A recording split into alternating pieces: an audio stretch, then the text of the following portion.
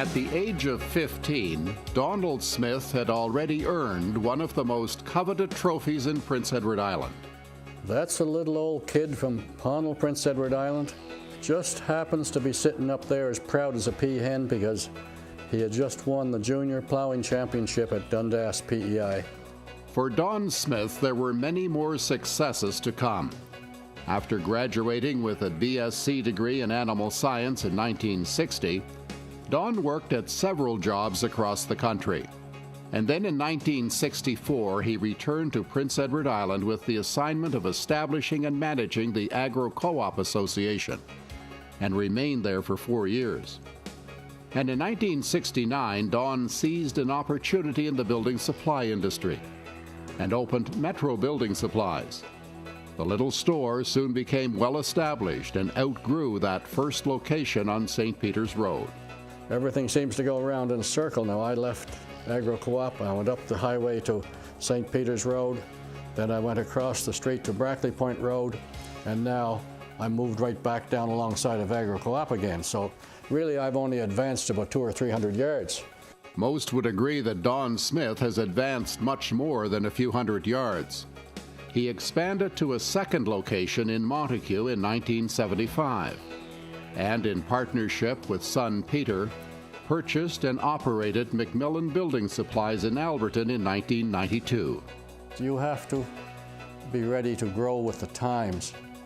In our business at Metro, we had the very first boom truck for building supply delivery in Prince Edward Island, and that really was an attraction for many of the contractors. We could now place their materials where they wanted them. We could place them on the roof. We could place them up in the upper story windows and so forth. Another great service for contractors was offered at Tip Top Truss Limited. It was Don Smith who was one of the first to manufacture prefab trusses on Prince Edward Island.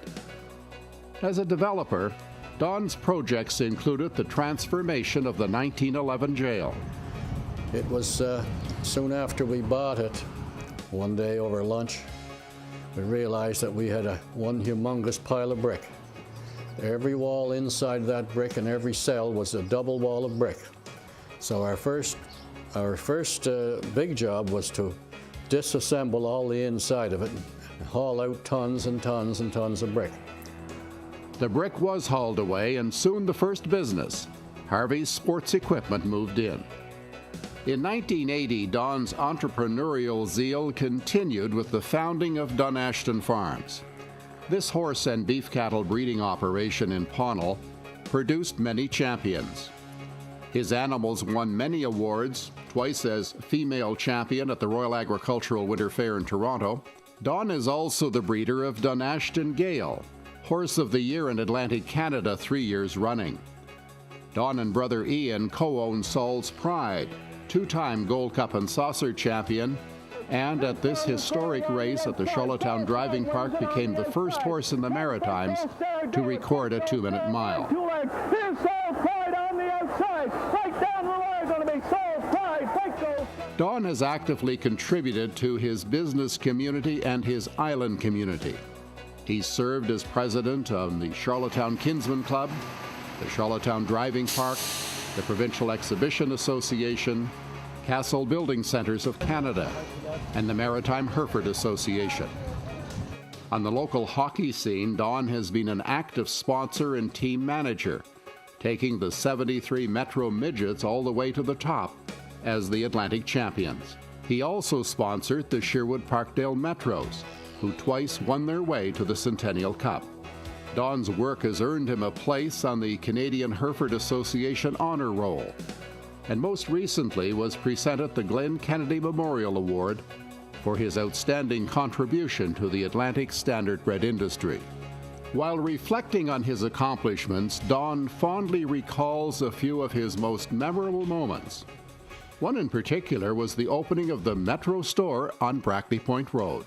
And I recall at that time, I had told somebody I had the most important person on Prince Edward Island cut the ribbon, and that was my mother, and I had asked the Premier to assist her.